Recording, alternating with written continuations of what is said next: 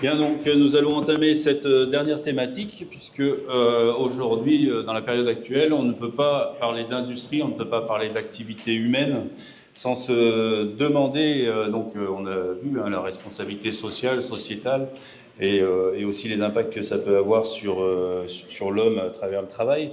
Mais on ne peut pas se passer, s'empêcher de parler effectivement de l'impact de notre activité sur l'environnement. Et sur l'environnement, dans le sens où il est nécessaire d'agir sur notre environnement pour sauvegarder l'espèce humaine. Donc, cette thématique se répartira donc en 3 temps. Le premier temps sera présenté par Elliot Marceau, qui est étudiant en sup-aéro et membre de Aéro Décarbo, qui sont des contributeurs importants du rapport pour un réveil écologique sur quel est l'impact environnemental de l'industrie du spatial. Il nous présentera. Ensuite, nous aurons un entretien croisé entre Benoît Messignac, scientifique du GIEC, et Philippe Perrin, pilote d'essai, astronaute et conseiller municipal. Enfin, nous aurons un dernier temps sur quelle action à l'intérieur des entreprises est-il possible. Et nous aurons donc trois intervenants, Olivier de Thales, Guillaume de Airbus et Eric du CNES. Donc tout de suite, je laisse la parole à Elliot pour sa présentation. Merci. Et je tiens à remercier tous les intervenants, évidemment, d'être là et d'avoir préparé et de nous avoir donné un peu de temps pour cette journée. Merci beaucoup. Je vais rester assis pour le début. Si vraiment je dois me déplacer pour montrer les trucs, je verrai. Donc en intro quand même, effectivement je suis étudiant en dernière année à l'ISAE Sup-Aéro à Toulouse, mais je suis ici aujourd'hui en tant que membre Aéro Décarbo.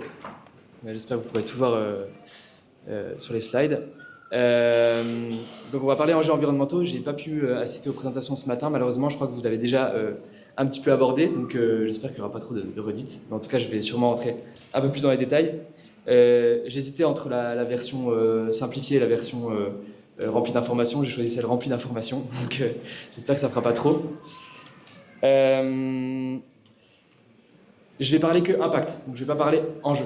Du coup, il faut savoir avant tout ce que je veux dire qu'il y a déjà des solutions qui commencent à être mises en place, c'est au balbutiement, mais là je vais parler que impact. Donc, vous n'aurez que la partie négative, mais en tout cas on pourra parler après des choses qui commencent à être faites si vous le souhaitez. Aéro Décarbo, pour celles et ceux qui ne connaissent pas encore, rapide présentation, c'est né en 2020-2021 avec le premier rapport qu'on a fait, je n'étais pas encore dans l'assaut à ce moment-là, ça s'appelait Pouvoir voler en 2050, donc qui traçait des trajectoires pour l'aviation jusqu'en 2050. Si ça vous intéresse, vous pourrez aller voir. Vous avez une petite description de à quoi ressemblent les membres de l'association à droite. On a une partie sur les enjeux aéronautiques, donc, qui sont les enjeux historiques, on va dire, de l'association, et une partie sur les activités spatiales qui est née il y a maintenant 3 ans, 4 ans. Et voilà, donc on fait un peu du plaidoyer, des conférences, des études un peu internes, plus scientifiques, et de la communication. Pour les activités aériennes, en 2-3 mots, surtout qu'il y a une actualité aujourd'hui qui arrive ce soir, c'est qu'il y a un nouveau rapport sur les SAF qui va sortir, donc sur l'approvisionnement énergétique de l'aviation, donc, qui se passera à 18h30 ce soir. Vous pouvez aller voir sur la page LinkedIn d'Aéro Décarbo si ça vous intéresse. Donc ça, c'est les activités aériennes, il y a du plaidoyer et des réflexions interasso, notamment avec le Shift Project, pour celles et ceux qui connaissent, Transport Environnement et le réseau Action Climat, et d'autres. Pour les activités spatiales, donc c'est à peu près 50-50 au sein de l'asso. On fait encore une fois des conférences, notamment avec le CNES, ADS, Téléspatiaux, mais aussi beaucoup d'autres acteurs du secteur. Du plaidoyer, il y a notamment un gros projet en ce moment sur le spatial, c'est le développement de la fresque du spatial. Pareil, c'est une des solutions dont je parlais tout à l'heure, dont on pourra discuter tout à l'heure. Des études et posters, et notamment des soutiens pour l'écriture de rapports. Donc on n'a pas encore un rapport estampillé Aéro Décarbo, mais on soutient, en toute modestie, j'ai envie de dire, un peu comme une sorte de GIEC du spatial, on soutient des rapports de manière scientifique qui sortent, donc notamment un rapport qui est sorti l'an dernier du Shift Project sur les réseaux mobiles, donc où il y avait toute une partie réseau satellitaire, et un rapport de Point Réveil écologique qui est sorti aussi l'année dernière, qui balaye du coup, beaucoup d'enjeux du secteur spatial. Peut-être que certains d'entre vous ont eu l'occasion de le lire. Donc nous, on a rédigé la partie scientifique de ce rapport-là, technique. Ok, on va commencer le panorama du coup, donc je vais essayer d'être synthétique, mais je vous ai prévenu, ça va être dense en informations. Je peux passer. Déjà un petit premier panorama uniquement fait d'images. C'est une empreinte bien particulière, celle du secteur spatial. On va le voir sur la slide d'après, mais il y a des empreintes qui sont communes à d'autres secteurs, donc sur lesquelles on peut tirer de l'information, mais il y en a beaucoup qui sont nouvelles, qui sont inhabituelles et qui du coup sont beaucoup plus difficiles à chiffrer. Donc là, voilà, petit panorama, c'est les sujets qu'on va traiter pendant la présentation. Les lancements, les rentrées atmosphériques, je crois que vous en avez entendu, enfin, il y a eu quelques éléments qui ont été donnés ce matin, mais des choses encore un petit peu plus hybrides, comme la pollution lumineuse, la pollution d'orbite, bien sûr, c'est un gros sujet, et notamment aussi une partie qui est la partie numérique, il y a beaucoup d'enjeux dessus, donc le traitement de la donnée, le stockage de la donnée, etc. Voilà, donc là, on voit les parties qui sont communes aux autres industries, donc qui sont plutôt les phases amont, j'ai envie de dire, donc l'extraction de ressources, de ressources minérales, de matériaux, la production, les usines, etc. Ça, c'est quelque chose qui est assez commun avec d'autres industries. Même si, ça c'est les images qui sont en bas, il y a quelques particularités, donc beaucoup de R&D, matériaux procédés qui sont uniques au spatial, des petits volumes de production, donc ça change aussi beaucoup les choses, et de nombreux tests. Voilà, c'est les choses qui sont différentes, même dans les parties communes du spatial avec les autres industries. Mais ensuite, il y a les parties sur lesquelles, du coup, on va se concentrer aujourd'hui.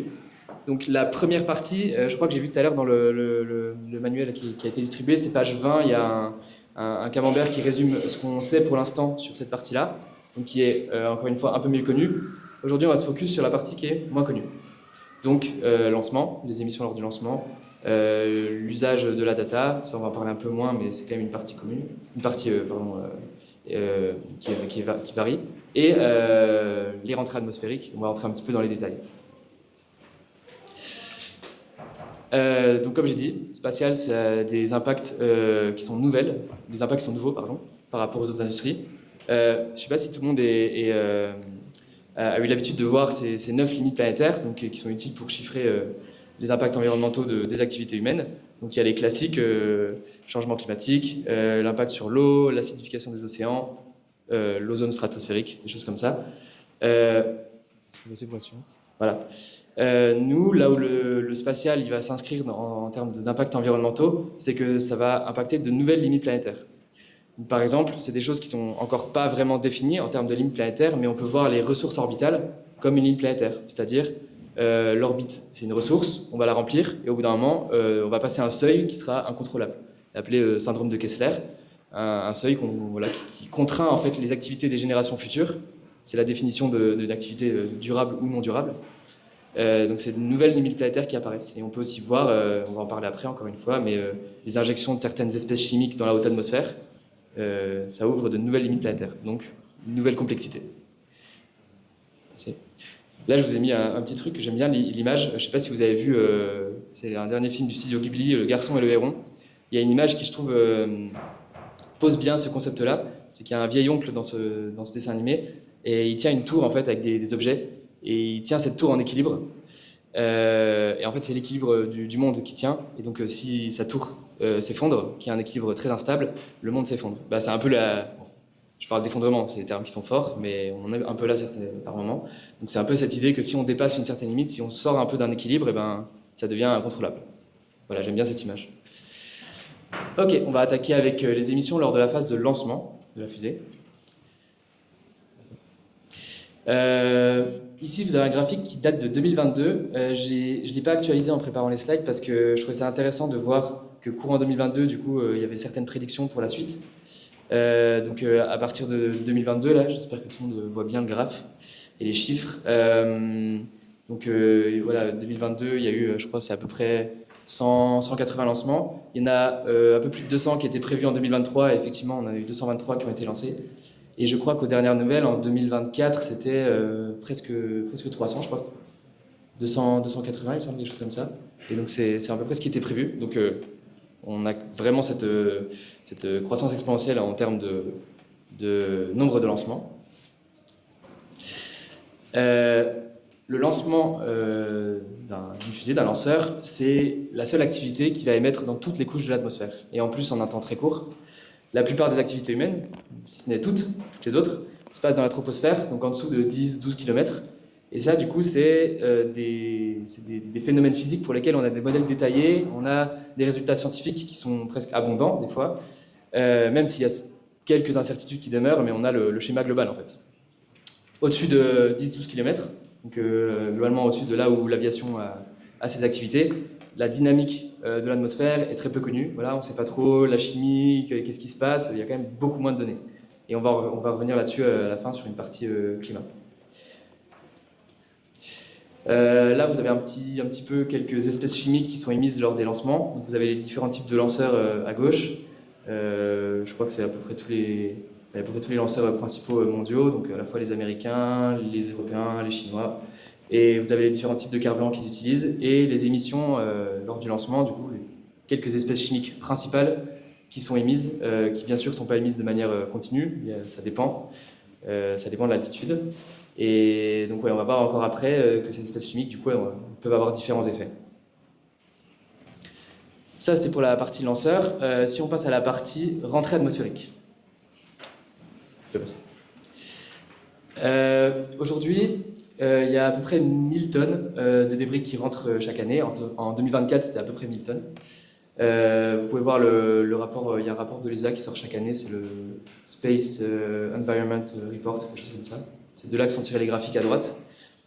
Un peu pareil, ça suit un peu la même dynamique hein, que différents autres critères quand on regarde l'activité spatiale, c'est qu'il y a une croissance un peu exponentielle dans la quantité de masse qui rentre dans l'atmosphère. Et d'autant plus que donc là, on peut imaginer, du coup, ça c'est jusqu'en 2025, mais on peut imaginer les prédictions que beaucoup de rapports donnent. Donc on peut imaginer que c'est encore une dynamique qui va continuer, quoi. Qu'est-ce qui est relâché lors des rentrées atmosphériques? En grande partie de l'aluminium, c'est ce qui compose en bonne partie les satellites, la structure, etc. On a aussi des NOx, donc les NO tout court, NO2, NO3 même. Ça, c'est des espèces chimiques qui sont en partie relâchées juste du fait que c'est des satellites qui rentrent à très grande vitesse, donc à très haute température. Donc en fait, même si le satellite ne contient pas ces éléments-là, juste ça fait une chimie en fait en passant, quoi. Ça va recombiner les molécules de l'atmosphère entre elles. Donc juste le passage en fait laisse une trace de NOx. Et là à droite, vous avez les sources en dessous, un tableau qui résume par rapport à l'injection naturelle donc, qui provient des météorites habituellement dans la haute atmosphère. Donc ça c'est la colonne qui est tout à droite. Vous avez les émissions anthropiques. Je ne sais jamais si on dit anthropique ou anthropogénique en français, mais on va dire anthropique, dans différents scénarios. Et donc aujourd'hui, il y a 2 scénarios. Et donc en fait, on peut voir qu'il y a certains, c'est les chiffres qui sont entre parenthèses, il y a certains éléments, certains métaux qui vont faire, par rapport à la présence qu'il y a dans ces couches de l'atmosphère, ça va faire fois 1000, fois 8000, fois 26000 même pour je crois que c'est le germanium, il me semble. Et si tu peux passer juste un clic. Voilà, j'ai remis le petit oncle là. C'est dommage, le truc est juste dans le coin là. Mais globalement, attention de pas tomber. Globalement, je voulais simplement rappeler que l'équilibre de système Terre, ou comme n'importe quel système, il est basé sur les proportions et pas sur des quantités absolues. Donc, on peut souvent entendre dire, si on est confronté à un climato-sceptique ou une climato-sceptique, que par exemple, il n'y a pas beaucoup de CO2 dans l'atmosphère, donc c'est pas significatif. Mais ce qui compte, c'est la proportion. C'est quelques parties par million, mais c'est la proportion qui a un gros effet.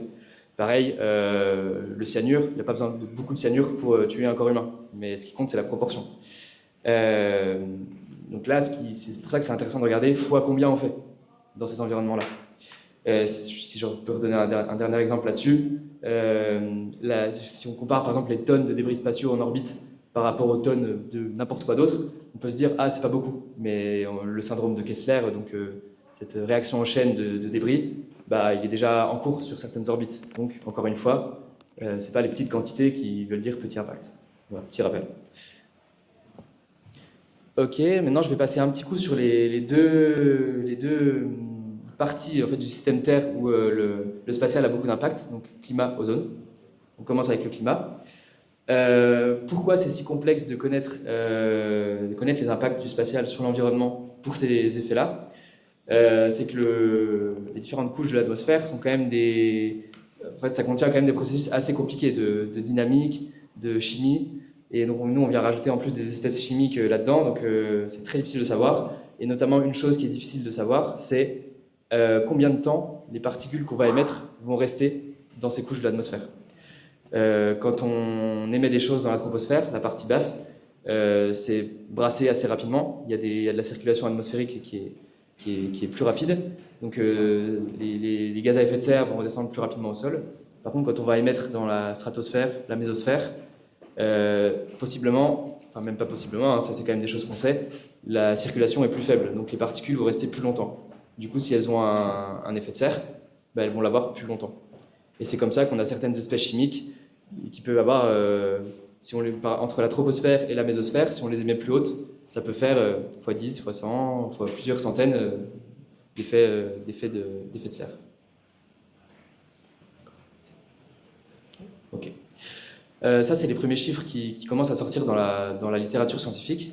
Donc depuis 5, 6, 7 ans, on commence à avoir quelques estimations qui sont faites, mais qui, encore une fois, sont très incertaines. Donc là, il y avait je crois que c'est un papier, je ne sais pas si la source c'est Ryan et al., donc de 2022, qui avait estimé du coup le forçage radiatif des fusées envoyées en 2019, qu'il comparait à un scénario où il y aurait beaucoup de tourisme spatial. Donc comme ça, on a à peu près un ordre de grandeur. Voilà, c'est de l'ordre de 5, 6, 7, 8 milliwatts par mètre carré, donc à comparer au forçage radiatif causé par les activités anthropiques, qui est de l'ordre de 2-3 watts par mètre carré en 2019. Il y aura du fact-checking si c'est pas exactement les bons chiffres. Donc dans ce cadre-là, on a un tourisme spatial qui serait de l'ordre de, on dit souvent, entre 0,01 et 0,1% des émissions mondiales, du forçage radiatif mondial. Cependant, c'est quand même à mettre en relation avec les grosses incertitudes qui existent encore là-dessus et avec la croissance prévue du secteur. Donc, du coup, cette proportion-là pourrait exploser. Et on va terminer avec l'ozone, la couche d'ozone. Bon, petite slide avec encore quelques équations que ça se trouve vous n'arrivez même pas à voir, mais c'est simplement pour illustrer en fait les différents phénomènes qui peuvent avoir un impact sur l'ozone. Il faut savoir que l'ozone, le moment où il y a eu les plus grosses inquiétudes là-dessus, donc je crois que j'étais pas né moi, mais dans les années 80-90, où on a réussi à limiter grâce au protocole de Montréal les émissions de CFC, qui étaient destructeurs d'ozone. Malheureusement, le secteur spatial va venir émettre des nouvelles espèces chimiques qui pourraient impacter l'ozone, dans le sens de le détruire. Et comme vous le savez, c'est une protection qui est vitale pour la vie sur Terre. Et il y a aussi le fait qu'on les émet directement in situ, ces choses-là. Donc les espèces chimiques sont directement émises proches de la couche d'ozone. Et donc vous avez un peu les différents phénomènes ici. Je ne vais pas rentrer en détail parce que déjà je ne suis pas expert de ce sujet-là, mais vous avez un peu les différents phénomènes qui peuvent impacter la couche d'ozone. Voilà, bon, vu que j'ai pas énormément de temps, je vais pas m'attarder là-dessus. Simplement, chose à retenir pour ce qui concerne le spatial sur la couche d'ozone, c'est qu'il y a à peu près la moitié de la destruction d'ozone qui est liée aux rentrées atmosphériques. Donc là, à peu près le 50-50, c'est pas 50% de destruction de l'ozone, c'est l'ozone qui est détruit par le secteur spatial, 50% ici et 50% là. Je ne veux pas qu'il y ait trop d'inquiétude, même si c'est quand même inquiétant. Donc voilà, il y a à peu près la moitié qui est détruite par les NOx, dont je vous ai parlé tout à l'heure, lors des rentrées atmosphériques, et la moitié qui est détruite par le chlore et je ne sais plus ce que c'est, HCl, qui est émis. Voilà, acide chlorhydrique, c'est ça, merci. Qui est émis lors des lancements, notamment de la propulsion solide. Voilà, donc c'est à peu près moitié lancement, moitié rentrée, si on peut retenir ça. Voilà, bon, ça c'est ce que j'ai dit un peu tout à l'heure à l'oral, donc, sur le protocole de Montréal. Voilà, j'ai dit. On passe au bilan, du coup, déjà. Dernière slide. En tout cas, à retenir, du coup, c'est qu'il y a des incertitudes un peu de partout. sur plein de points qui ne sont pas forcément très techniques.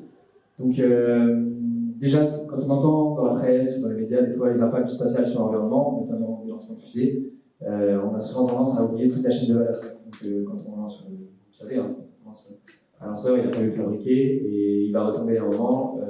Et puis les données que le satellite récupère, il faut qu'elles soient traitées. Il faut considérer toute l'activité. Il y a des aspects positifs, évidemment. Ça, vous allez en parler après, c'est pour ça que je me suis permis de mettre que des impacts négatifs dans celle-là.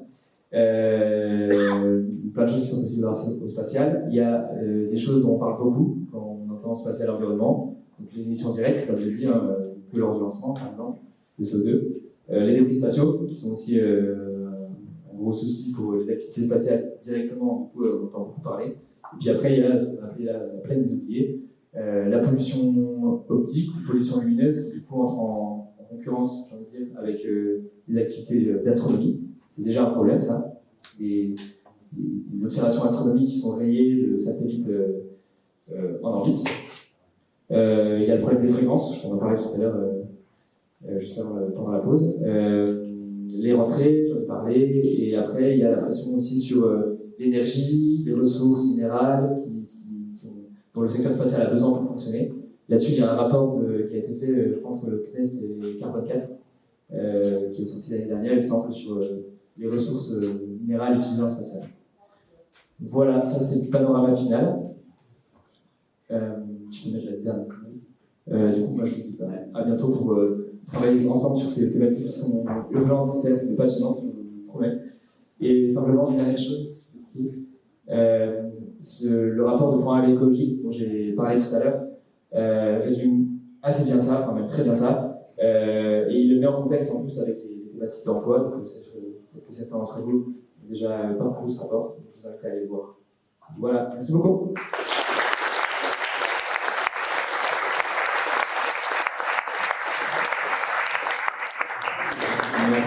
Merci beaucoup.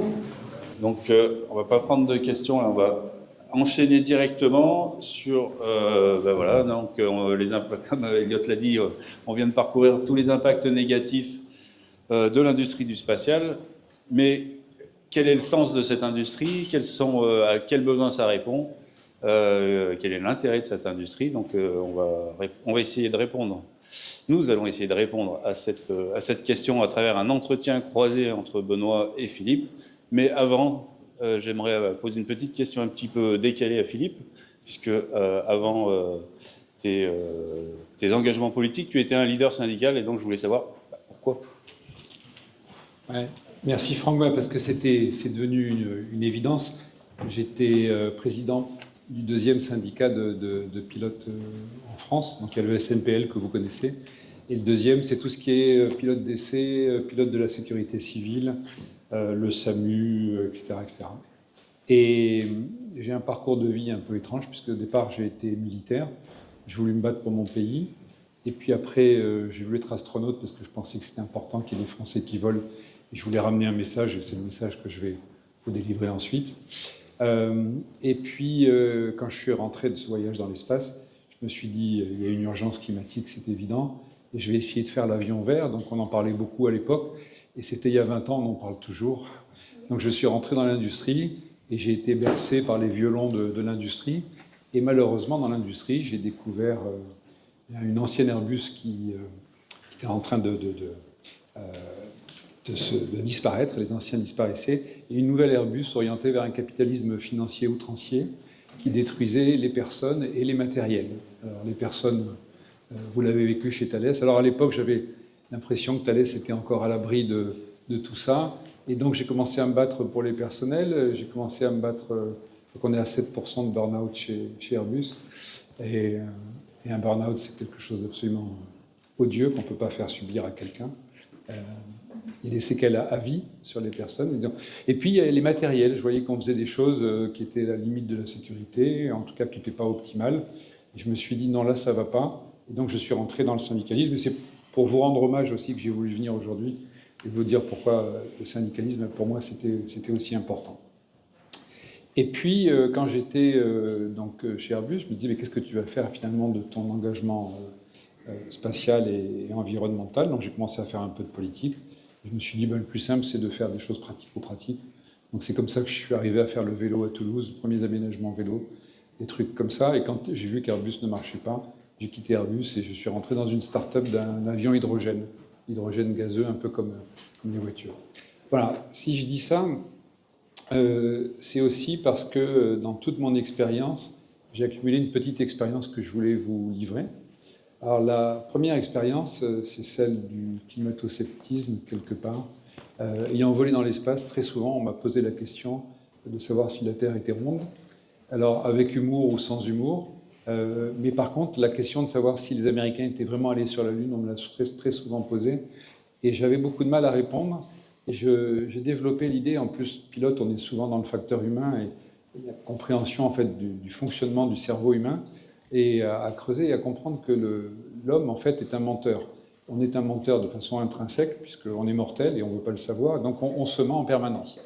Et à partir de là, on raconte des histoires, donc c'est vrai en politique, c'est vrai en matière environnementale, c'est le fameux film Don't Look Up, et c'est vrai dans tous les domaines. Et donc j'ai toujours voulu revenir à la science, c'est-à-dire finalement rationaliser absolument tout ce que je faisais, tout ce que je voyais, pour aller expliquer notamment aux plus jeunes. Quand j'étais chez Airbus, systématiquement, je volais avec des clients qui venaient du monde entier et je leur disais, de votre expérience personnelle, est-ce que vous voyez un changement climatique, c'est-à-dire un changement météo, mais dans l'époque de votre vie, sur 5, 10, 15, 20 ans? Et tous, sans aucune exception, me répondaient oui. C'est un phénomène de mousson qui n'était pas aux mêmes périodes que d'habitude. Ce sont des vents plus forts dans les Caraïbes, ce sont etc. etc. Sur la plateforme parisienne, on se posait par vent d'ouest, maintenant on se pose de plus en plus par vent d'est, etc. Des phénomènes de fun qui nous viennent d'Espagne maintenant, ici à Toulouse. Et donc il y avait toujours un pilote pour documenter ce changement climatique. C'est dire si c'est inquiétant, puisque ça se passe sur la durée d'une vie. Et donc, comme il fallait rationaliser, très gentiment, Franck, tu m'as invité à venir ici. J'avais préparé un petit truc sur le spatial et l'observation, puis j'ai appris que Benoît était là. Et donc, je vais servir d'animateur pour finalement essayer de rationaliser l'intérêt du spatial dans l'observation du climat, dans la compréhension du climat. Alors moi, j'ai compris des petites choses à mon niveau de pilote. Hein. Je sais comment marche, par exemple, la météo. Et j'avais vu que la météo, bon, c'est des modèles, c'est des observations satellitaires, mais c'est aussi des capteurs, puisque je ne sais pas si vous savez, mais tous les avions de ligne, un avion, ça pollue, c'est vrai. Hein. Mais en même temps, ça donne de l'information climatique, puisque l'information de pression, température, etc., de tous les avions permettent d'avoir de la météo. Si on a une bonne météo en Europe, c'est parce qu'il y a des avions qui volent sur l'Atlantique. J'avais eu l'expérience en Amérique du Sud d'avoir des très mauvaises météos. On m'a expliqué, oui, il n'y a pas d'avion qui vole dans l'Atlantique Sud, donc tu n'as pas une bonne info. Et donc, si j'arrive à comprendre avec Navistock, tout ça, là, comment fonctionne un modèle de météo, je me pose la question, Benoît, et j'espère que tu vas nous répondre, de comment fonctionne un modèle climatique. Et avant, peut-être que tu poses les bases de qu'est-ce que le réchauffement climatique, parce que je pense qu'il faut être très factuel quand on parle de science pour que vous soyez vous-même les vecteurs. Alors, beaucoup de travail dans le domaine spatial, donc vous connaissez tout ça par cœur, mais je pense que si on peut rationaliser, donner des éléments percutants. Qu'est-ce que tu peux nous dire, Benoît, de tout ça ? Oui, je pense que c'est une bonne idée, juste de rappeler un peu ce qu'on entend par changement climatique et comment ça fonctionne. Alors, la météo, c'est un peu ce qu'on voit là. Et en avion, d'ailleurs, vous évitez absolument ces nuages-là. C'est les cumulonimbus. Donc, ce qu'on voit là, le nuage que vous voyez vertical qui monte jusqu'à la tropopause, à 10 km d'altitude, c'est des tempêtes tropicales qui sont extrêmement violentes. Là, il y a plus de 50 mètres par seconde verticales. Alors, j'y suis allé, parce que pour valider les sondes Thales qui givraient pour l'accident, Airbus m'a demandé de rentrer dans les pires CUNAM du monde. Et c'est la raison pour laquelle j'étais à ce moment-là en Atlantique Sud. C'était pour rentrer dans ces monstres. Et ça secoue, ça. Et alors, ça, c'est la météo. Donc, c'est typiquement ce que vous voyez, c'est ce qui se passe à des temps qu'on estime courts, c'est-à-dire de la seconde jusqu'à quelques mois. Et c'est quelque chose qui se développe dans le système climatique. En fait, alors ce qui est intéressant, c'est qu'on voit un peu tout sur cette image. Ce que vous voyez en jaune, c'est le reflet du soleil. Donc le système, il reçoit 340 watts par mètre carré du soleil en permanence. Et ce que vous voyez en blanc, c'est l'albédo, c'est ce que le système renvoie. Il renvoie 30% directement vers l'atmosphère. Et puis le reste pénètre et fait réchauffer le système. Et c'est la manière dont cette énergie va pénétrer le système qui va faire la météo. Est-ce que tu peux passer sur le slide suivant? Donc là, on voit, là, je vous montre ce que le système reçoit, les 340 watts par mètre carré, ce qui est réfléchi par les nuages qu'on vient de voir, et puis la partie qui vient chauffer l'atmosphère et la surface, qui va faire des émissions infrarouges. Ces émissions infrarouges, une part vont être captées par le système, faire l'effet de serre, qui fait qu'on est à peu près à 15 degrés. Et puis une part de ces émissions infrarouges repart vers l'espace.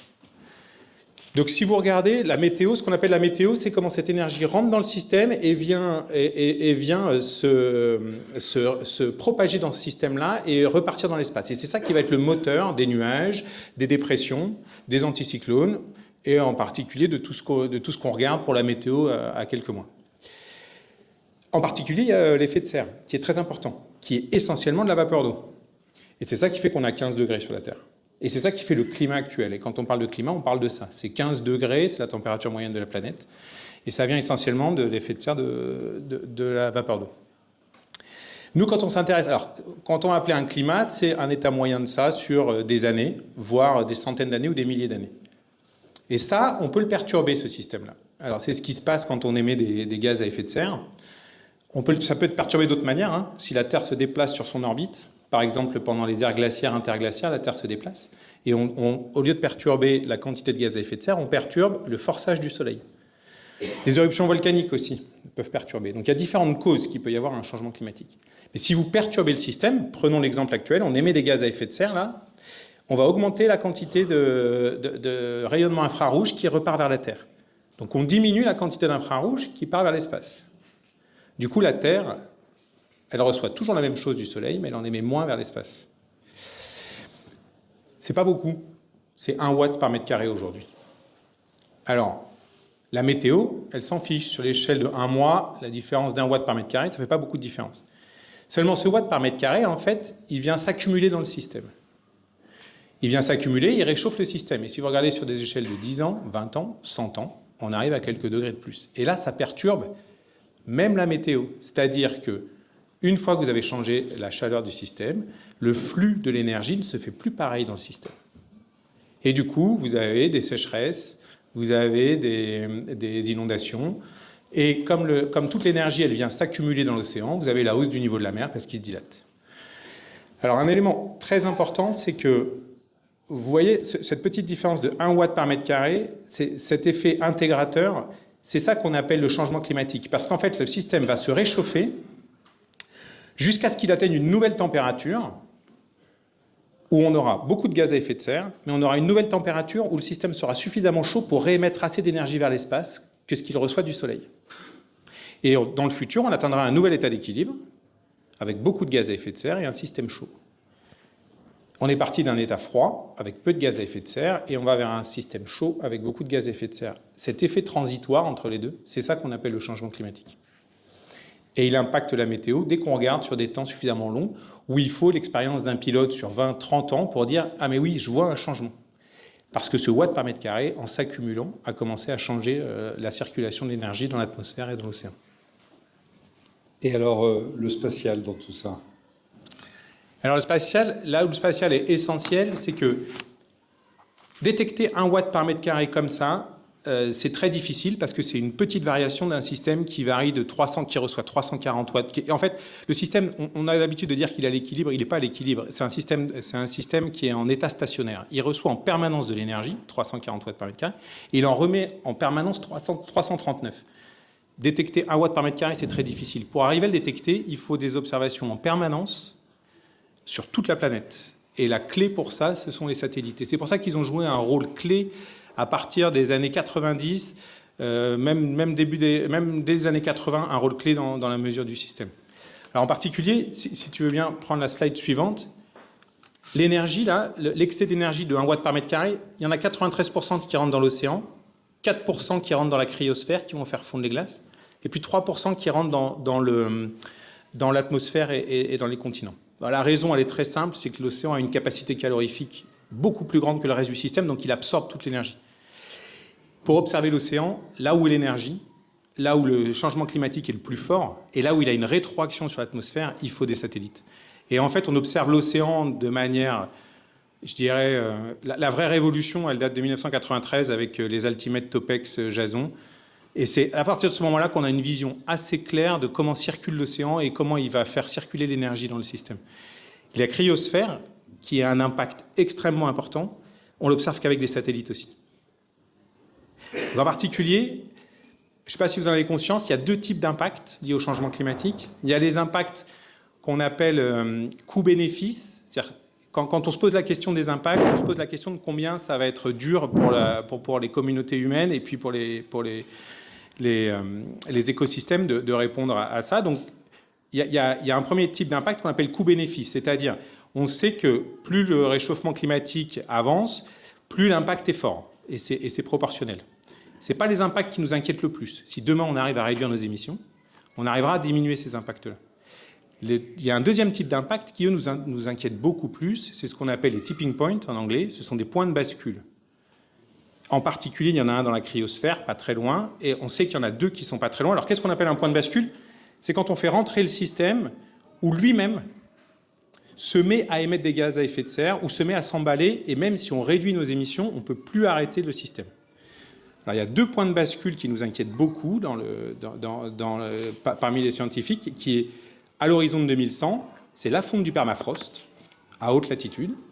Parce que quand on fait fondre le permafrost, les permafrost, ce sont les sols gelés à haute latitude qui contiennent énormément de résidus organiques qui n'ont pas été consommés par la microbiologie parce que c'est gelé.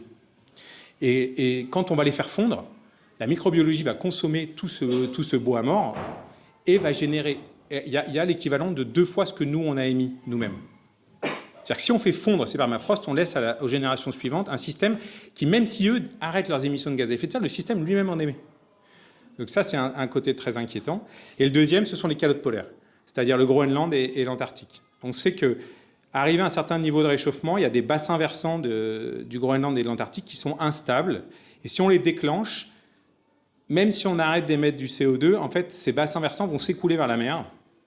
Alors, on pourra discuter de pourquoi ils sont instables, mais ils vont s'écouler vers la mer. Et il y a l'équivalent de 6 mètres d'eau dans ces bassins versants. On pourrait déstabiliser jusqu'à 6 mètres d'eau si on ne diminue pas nos émissions de gaz à effet de serre. Alors, il y en a au moins un bassin versant, on pense qu'on l'a déclenché, qui contient l'équivalent de un peu moins d'1 mètre d'équivalent au niveau de la mer. Mais il y a les autres bassins versants, on espère ne pas les déclencher si on n'émet pas trop de gaz à effet de serre. Donc ce deuxième type d'impact, là, qu'on appelle les tipping points, c'est ça qui a fixé la limite des 2 degrés du GIEC. Quand on a parlé de cette limite des 2 degrés, ce n'est pas une question de coût-bénéfice. Ce n'est pas est-ce que ça nous coûte plus cher de diminuer nos émissions et moins cher de s'adapter ou l'inverse. Ça, c'est une part du problème. Celle qui a vraiment nous a poussé à 2 degrés, et c'est là où le spatial a joué un rôle énorme. Le spatial a démontré que les calottes polaires étaient instables et que probablement un des bassins versants l'avait déjà déstabilisé. Et c'est parce qu'on ne veut pas laisser les générations futures à gérer plusieurs mètres de niveau de la mer. Et c'est hyper compliqué, hein. Il faut déplacer New York, il faut déplacer Londres, il faut déplacer Shanghai. Bon, probablement le Havre, mais peut-être qu'on s'en sortira mieux. Mais Et donc, pour ne pas laisser ces générations-là gérer ça, et les satellites, là, ont joué un rôle énorme parce qu'en fait, les calottes polaires, on les observe depuis qu'on a des altimètres, 1993. Avant, il y a un peu le Groenland et l'Antarctique, très peu. Moi, ça m'évoque une réflexion, c'est que finalement, dans ce que voit le spatial, il y a ce qu'on voit, c'est-à-dire ce qui peut se mettre en image, il y a ce qu'on ne voit pas. Et c'est vrai que si je reprends une analogie un peu avec ce qu'a été le début de l'ère spatiale, et je pense notamment aux missions Apollo, le réveil de la conscience écologique des Américains, parce que je ne sais pas si tu sais, mais les Américains sont climato-sceptiques. Oui, j'allais te poser la question parce que je sais que tu as travaillé là-bas pendant 6 ans. Et oui, alors, non, mais c'est rien que sont-ils vraiment climato-sceptiques? C'est rien que de le dire. On est à un moment clé et sur le positionnement, est-ce qu'on doit être atlantiste, pas atlantiste? Moi, mon affaire est faite. Hein. On ne doit pas être atlantiste pour des raisons évidentes, mais notamment sur ces questions scientifiques. Hein. Moi, je reprends un petit peu l'aventure du spatial. Les Américains, pour les avoir bien connus, bien côtoyés, ils sont déjà empreints de religion. C'est-à-dire que toute la façon qu'ils ont de regarder le monde, c'est souvent à travers la religion. J'ai des amis à la NASA qui avaient des hautes responsabilités et qui me disaient que ce n'est pas la peine de chercher la vie ailleurs puisqu'elle n'existera pas, puisque Dieu l'a créée sur Terre. Voilà. Déjà, ça fait un premier frein. J'avais un très bon ami auquel je rends hommage, c'était le commandant de bord de la navette Columbia, et un jour je discutais avec lui, il est décédé donc dans l'accident de Columbia, un type formidable, donc commandant de bord d'une navette. Et un jour, on parlait de la Genèse. Je dis quand même, la Genèse, c'est super parce que ça rappelle le Big Bang. Il me dit, oui, mais Philippe, tout a été écrit, tout a été fait en une semaine. Je dis, en une semaine, à quelque chose près. Enfin, il y a quand même, on trouve dans la Terre des traces qui nous prouvent que c'est bien plus ancien et des fossiles. Et il me dit, non, non, Philippe, les fossiles ont été mis dans le sol par Dieu pour faire douter l'homme. Et ce type était commandant de bord. C'est très important. Et c'est très important de comprendre ça. Parce que finalement, dans toutes ces problématiques modernes et scientifiques, il y a une approche européenne qui est très particulière et qui nous impose, à mon sens, d'avoir la souveraineté de ce qu'on regarde, quitte ensuite à donner nos données. Mais en même temps, je ne veux pas dire que du mal des États-Unis, parce qu'ils m'ont fait voler dans l'espace. Je crois qu'aux États-Unis, c'est un pays de paradoxe. Il y a le mieux et il y a le pire. Et dans le mieux, effectivement, il y a la NASA, et je pense notamment aux missions Apollo. Moi, je pense que l'éveil un peu de la conscience écologique aux États-Unis, elle est arrivée d'abord par le commandant Cousteau, il était très connu aux États-Unis, et ensuite par les missions Apollo. Je pense à Apollo 8, le lever de Terre. Je pense à Apollo 17 de Blue Marble, là, la Terre perdue dans le cosmos. Et ensuite, ça a été véhiculé par les astronautes. Mais au bout d'un moment, les gens se sont épuisés. Je ne sais pas, parce que quand Thomas Pesquet parle de la Terre fragile, on a déjà entendu ça depuis quelque part, les années 68. Donc on se dit, oui, et alors ? Engage-toi, fais quelque chose. Enfin, voilà. Et donc on arrive un petit peu à épuisement. Et c'est là, à mon sens aussi, que les photos spatiales, les données, quand elles sont mises en image, peuvent parler. C'est vrai qu'on a mis très longtemps, par exemple, à avoir des photos de CO2. Les premières, c'était le satellite japonais dont j'ai oublié le nom, mais c'était en 2009, les premières photos de CO2 spatial. C'est vraiment du gros pixel. Alors je sais que maintenant, il y a une constellation qui va voler, une 50aine de satellites, on va avoir de meilleurs pixels. Mais moi, souvent, dans mes conférences, j'utilise une image qui est une émulation de ce qu'est la diffusion du CO2 dans l'espace. C'est un montage qui avait été fait par la NASA, où en fait, on prend la météo, les mouvements et les courants, et on regarde comment le CO2 se diffuse dans l'atmosphère et comment il est récupéré, notamment par la photosynthèse au printemps et à l'été. Et je pense que dans l'approche des scientifiques que vous êtes, il faut faire deux choses. Il faut faire la science, et puis il faut en parler, mais en parler et en reparler, parce que finalement, les générations passent, et ce qui était évident pour certains devient presque faux.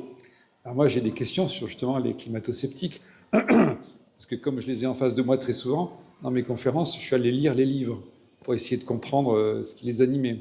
Alors il y a deux arguments qu'ils donnent très souvent. Ils disent, ce que tu fais avec le réchauffement anthropocentrique, là, ça n'a rien à voir avec ce qu'on a trouvé depuis 400 000 ans dans les glaces de l'Arctique, puisque le réchauffement qu'on a connu dans le passé, c'est un réchauffement naturel. Les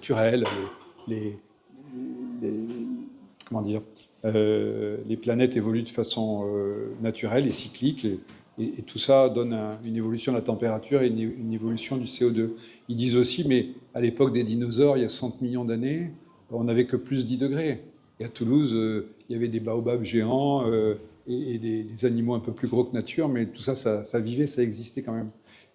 Pour revenir à ta problématique du climat, qu'est-ce qu'on doit dire à ces climato-sceptiques et en quoi le spatial, est-ce qu'il y a des images, est-ce qu'il y a des choses qu'on peut montrer, qu'on peut utiliser tout un chacun quand il s'agit de convaincre ? Alors, pour la première question, les cycles, donc nous on appelle ça les cycles de Milankovitch, les cycles d'air glaciaire, interglaciaire, où la Terre se réchauffe et se refroidit. Ça revient exactement à ce que je disais tout à l'heure, c'est le déplacement de la Terre sur son orbite. Et ça, le spatial, ça fait longtemps qu'on voit la Terre se déplacer sur son orbite. Alors essentiellement son excentricité, il y a aussi beaucoup son inclinaison, son excentricité, puis aussi sa nutation. Et ces déplacements de la Terre sur son orbite fait changer l'insolation du Soleil. Donc on a bien un changement climatique associé à ça. Et donc en effet, quand la Terre s'éloigne, en fait exactement, c'est plutôt l'inclinaison qui joue le plus. Quand la Terre change d'inclinaison, on va avoir des étés plus chauds à plus haute latitude et ça peut déclencher la fonte des calottes polaires, un changement de circulation dans l'océan, des variations dans le cycle du CO2 et de température. Mais aujourd'hui, la Terre est sur son orbite où on est dans une ère chaude, interglaciaire. Quand la Terre passe d'une ère chaude à une ère froide, il se passe tout ce qu'on appelle les rétroactions climatiques. À mesure que la température augmente, on a surtout d'abord de la vapeur d'eau qui rentre dans l'atmosphère. Cette vapeur d'eau fait un effet de serre qui fait augmenter la température. Et avec le temps long, sur l'échelle de centaines à milliers d'années, la Terre elle-même se met à émettre du carbone parce qu'en fait, on change la stratification de l'océan, la biologie de l'océan va émettre du carbone et va faire augmenter la température et on arrive à un état d'équilibre chaud. Aujourd'hui, en tout cas en 1860, on était dans l'état d'équilibre chaud, avec une quantité de carbone chaude par rapport aux aires glaciaires, une grande quantité de CO2 par rapport aux aires glaciaires et une température élevée. Puis aux aires glaciaires, vous avez le contraire. La biologie réagit et la température aussi. Vous descendez en quantité de CO2, vous descendez en température. Sauf qu'aujourd'hui, on est dans un état chaud.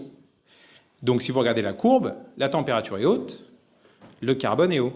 Sauf que nous, on vient de doubler le forçage en CO2. Si vous regardez une ère glaciaire, normalement, on divise par 2 la quantité de CO2, puis après, on revient à notre quantité de CO2 actuelle. Là, on vient de faire nous-mêmes, on a émis dans l'atmosphère autant de CO2 que ce qui est émis d'une ère glaciaire à une ère interglaciaire. Sauf que nous, on est dans une ère interglaciaire. Donc ce vers quoi on s'oriente, c'est une super ère interglaciaire. Et on a émis un forçage de la taille géologique. En 200 ans, on a émis ce que la Terre elle-même met à émettre pendant à peu près 10 000 ans quand elle passe de l'ère glaciaire à l'ère interglaciaire. Et donc en fait, tous les processus qui se passent de l'ère glaciaire à l'ère interglaciaire, on est en train de les projeter pour aller vers une ère super interglaciaire, entre guillemets. Du coup, c'est les mêmes processus en jeu, sauf que ce n'est pas la même cause. Et nous, on est déjà sur notre orbite avec une insolation forte, et là, on vient de rajouter un forçage. Alors, et cette fois-ci, elle est d'origine anthropique. Ouais, une question... Je voulais rajouter, tu as parlé de l'échelle de temps, mais tu n'as pas fait le ratio. Entre 10 000 ans et 100 ans, quand même un petit... Oui. La biodiversité, elle s'adapte pas pareil. Alors, bien sûr. Ah non, mais alors ça m'amène à ton deuxième point. C'est que nous, on vient de les mettre en 200 ans, donc le système, il est soumis à un forçage extrêmement rapide.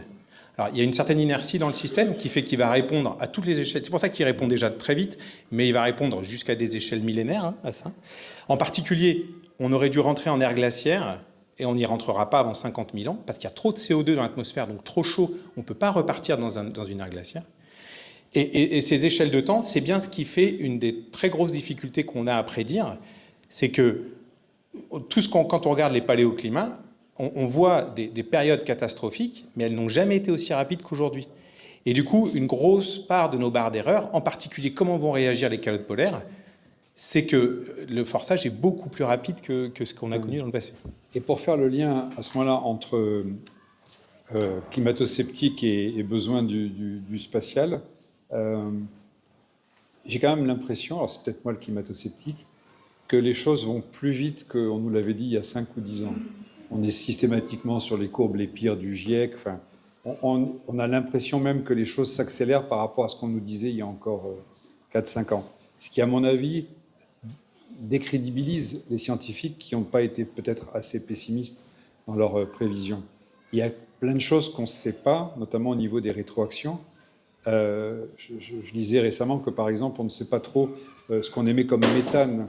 Est-ce que les satellites, puisqu'il y a des satellites, des constellations qui vont aller voir non seulement le CO2 et le méthane, est-ce que, quelque part, on va pouvoir affiner nos modèles avec... Est-ce que tu peux nous présenter un petit peu les nouvelles technos et en quoi elles vont être utiles et comment, d'une façon générale, affiner nos modèles pour être plus crédibles? Alors oui, tout à fait. Alors le problème, le gros problème qu'on a... D'abord, c'est tout à fait vrai. Il y a un certain nombre... Alors, c'est parce qu'il y a aussi des grosses barres d'erreur dans le GIEC, hein, dans ce qu'on met dans le rapport du GIEC. Il y a un certain nombre d'éléments dans le système qui vont plus vite que prévu et qui sont vraiment inquiétantes. La première, la plus inquiétante pour moi, c'est que le déséquilibre énergétique, donc ce watt par mètre carré, là, il augmente. Et il augmente plus vite que prévu. Et ça, on ne comprend pas pourquoi. On soupçonne que c'est les nuages qui ne réagissent pas comme on avait prévu. Ça, on savait que les nuages, on les connaissait mal. Donc là, il y a un gros souci. Il y a le jet stream qui va beaucoup plus vite que prévu. Il y a des extrêmes en Europe qui sont à peu près 1,5 fois plus rapides que prévu, même en France. Donc, en effet, alors, la raison pour laquelle... D'abord, il faut voir que on comprend bien comment le système marche à l'échelle globale. Le problème, c'est qu'une grosse part de la réponse du système, c'est lié à la distribution de la température sur la verticale dans l'atmosphère et à la surface. Cette distribution de température sur la verticale de l'atmosphère, elle dépend d'un processus qui sont les tempêtes, donc elles sont clés dans le système. Ce sont ce qu'on appelle les Mesoscale Convective Systems. Ce sont ces tempêtes tropicales. Parce que ces tempêtes tropicales, c'est l'endroit où la chaleur est arrachée de la surface et elle est transportée dans l'atmosphère. Et donc c'est elle qui va changer ce qu'on appelle les rétroactions. Elle va changer la réaction des nuages et elle va changer la température de l'atmosphère, donc les émissions vers l'espace. Le problème, c'est que ces Mesoscale Convective Systems, ils se développent en l'espace de quelques heures sur des échelles de 100 km maximum, de 20 à 100 km. C'est des challenges pour nos satellites. On commence à arriver à les observer. En fait, on combine les données géostationnaires qu'on combine après avec des sondeurs qui passent, des sondeurs comme EarthScare, les nouveaux satellites qu'on a. On a Wyvern qui arrive de l'ESA, Komodo du CNES qui devrait aider à faire ça, pour pouvoir comprendre comment ça marche. Le problème, c'est que même nos modèles aujourd'hui n'ont pas la résolution. Il faut qu'on résolve le système climatique à l'échelle de à peu près 100 mètres sur des échelles de temps de l'ordre de 50 à 60 ans. Et aujourd'hui, nos modèles ne savent pas faire ça. Et nos satellites commencent tout juste à arriver à observer ces phénomènes-là. Le challenge de demain, c'est résoudre ces problèmes-là. On pense que c'est parce qu'on ne résout pas ça qu'on n'a pas la bonne réponse du système global. Je te pousse dans tes retranchements parce que, pour revenir à ce que je connais bien, qui est le climat, c'est vrai que les jet streams deviennent de plus en plus forts. On a aussi ces ondulations du jet stream qui vont bloquer les anticyclones. Et on a ces phénomènes d'anticyclones qui vont rester très longtemps, comme on l'a connu sur l'Espagne, avec un déplacement des anticyclones qui viennent bloquer toute l'Espagne et la sécher très rapidement. Ça, on n'en parlait pas, on ne l'avait pas anticipé. Pourtant, c'est juste du navier stock. Qu'est-ce qui fait qu'on n'a pas vu arriver des phénomènes qui sont extrêmement forts, comme par exemple les ondulations du jet stream? C'est quoi? C'est le modèle ou c'est la connaissance fine des éléments qui le composent? Qu'est-ce qui nous manque? Est-ce que le spatial peut aider? Alors pour le jet stream, pour la réponse moyenne, et en particulier ce qu'on appelle la réponse moyenne et les variations de la circulation, en particulier la position du storm track. Alors ce qu'on appelle la position du storm track, c'est vous voyez, vous avez des dépressions qui sont dans l'hémisphère nord, vous avez des dépressions comme celle qui est la dépression du Groenland, et puis vous avez l'anticyclone des Açores. Et les deux, comme ils tournent comme ça, vous avez ce qu'on appelle le storm track, c'est les vents d'ouest qui viennent sur la côte ouest française et qui amènent les tempêtes. Et on appelle storm track à cause de ça, c'est le lieu où il y a les tempêtes. La position du storm track moyenne, on l'a bien dans les modèles. Maintenant, savoir quand est-ce que ce storm track va subir des variations comme ça très fortes liées au mouvement du jet stream, ça fait partie de la dynamique chaotique qui a lieu à des échelles entre la météo et le climat, typiquement de l'ordre du mois. Et cette dynamique chaotique, il faut résoudre la toute petite échelle pour arriver à la résoudre. Et aujourd'hui, nous, on n'est pas capable de le faire dans nos modèles. On savait, les experts savaient qu'on sous-estimait cette variabilité que nous, on appelle variabilité interne, c'est-à-dire cette variabilité du climat à des échelles comme ça. Le problème, c'est que nos modèles il faut bien voir que dans les rapports du GIEC, on ne donne que ce qui est consensuel. Nos modèles ne le donnaient pas de la même manière, donc on n'était pas... Ça me rappelle on ne le mettait pas dans le rapport. La finance internationale, c'est toujours linéaire, sauf quand c'est plus linéaire, et là, personne ne l'a prédit. On appelle ça des crises. Et puis c'est le problème du chaos, exactement. C'est le problème du chaos. Et le spatial va aider. Alors, pour préparer un peu ce débat, j'ai regardé notamment les problématiques des rétroactions, parce qu'il y a plein de rétroactions qu'on connaît mal. Et alors, j'ai vu des rétroactions assez étonnantes. J'ai vu que, par exemple, les plastiques pouvaient induire plus de phénomènes météo, plus d'évaporation, avoir un effet sur les nuages. Moi, je devais témoigner d'une chose qui est absolument incroyable. J'ai vu des nuages de poussière quitter les grandes zones industrielles. Par exemple, quand je volais sur le Pacifique, je voyais un nuage de poussière quitter la Chine et aller, emporté par les vents dominants, jusque sur la côte ouest des États-Unis d'Amérique. Et c'est vrai que, par exemple, on a vu récemment avec le Canada, on a des feux gigantesques, et non seulement ils vont changer l'albédo des sols, mais ils vont envoyer des particules. Toutes ces particules qui ont tendance, et vous le savez, c'est le sel marin qui fait que l'eau s'évapore et devient nuage, parce qu'il faut toujours s'agréger autour de particules. Est-ce que toutes ces particules aussi qu'on envoie dans le climat, dans l'atmosphère, on en connaît bien les mécanismes? Et est-ce qu'il y a des choses comme les lidars ou autres qui peuvent nous permettre de mieux comprendre notamment la densité en particules, que ce soit plastique, particules de pollution industrielle ou autre? La deuxième source d'incertitude qu'on a, la première, donc, comme je vous disais tout à l'heure, c'est le fonctionnement des MCS, des Mesoscale Convective Systems, des tempêtes tropicales. Le deuxième élément clé, c'est en effet ce qu'on appelle les aérosols. Et dans ces aérosols, il y a toutes ces particules-là. Donc il y a celles qui sont émises aussi par le charbon, il y a toutes ces particules-là, celles qui sont émises par les fumées des voitures et puis des bateaux. Il y a aussi les contrails des avions, tout ce qui est émis aussi par le kérosène des avions. Donc dans ces aérosols-là, c'est quelque chose qu'on connaît mal parce que, comme tu le disais tout à l'heure, on connaît mal la chimie, qui est compliquée. Mais surtout, la partie qu'on connaît la plus mal, c'est que ces poussières-là viennent interagir avec les nuages. Elles font des noyaux de condensation qui vont pousser les nuages à se condenser plus, dans certains cas à faire de la précipitation. Dans d'autres cas, elles peuvent faire éliminer des nuages, ça dépend de la chimie qui se joue. Et c'est vraiment la deuxième grosse source d'incertitude. On la mesure aujourd'hui avec plusieurs satellites, avec CloudSat, avec Calypso. Et dans le futur, ça vient d'être abandonné par la NASA, mais il y avait 2 lidars qui devaient voler sur AOS, Atmosphere Observing System. Un de la NASA, qui était clé, qui a été simplement supprimé. Et puis un Italien qui devait partir sur une plateforme de la NASA, et la plateforme a été supprimée, donc il partira probablement pas. C'est pas très étonnant. On nous demande de conclure. J'espère que ce petit débat vous a plu. C'est pas très étonnant quand on voit effectivement ce qui se passe aux États-Unis, puisque la patronne du climat, Catherine Calvin, vient d'être remerciée avec une vingtaine de ses collègues par M. Trump. Il y a beaucoup de programmes qui ont été purement et simplement arrêtés. Moi, je voudrais vous donner mon avis. C'est un avis de militaire. Quand j'ai fait notamment la guerre du Golfe, on était bien content d'avoir nos satellites pour pouvoir se désengager, merci à Dominique de Villepin, d'un conflit qui n'était pas le nôtre et qui n'était pas nécessaire. On en a vu les conséquences. Et je pense que pour le climat, c'est mon intuition, c'est pareil. Il faut de la souveraineté. Je voyais que c'était simplement 16% du budget de l'ESA, l'observation de la Terre. Ça me semble pourtant essentiel.